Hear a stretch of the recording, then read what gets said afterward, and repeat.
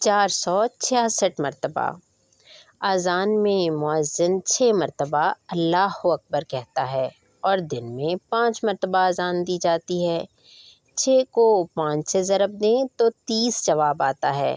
پھر جب جماعت کھڑی ہوتی ہے اس وقت جو اذان والے کلمات دوبارہ کہے جاتے ہیں انہیں اقامت کہا جاتا ہے۔ انہیں بھی شامل کر لیں تو 60 مرتبہ ہو جائے گا۔ سارے فرض، وتر، سنتوں اور نوافل میں کئی مرتبہ اللہ اکبر کہتے ہیں۔ ان کو بھی شامل کریں تو 296 مرتبہ اللہ اکبر ہو جائے گا۔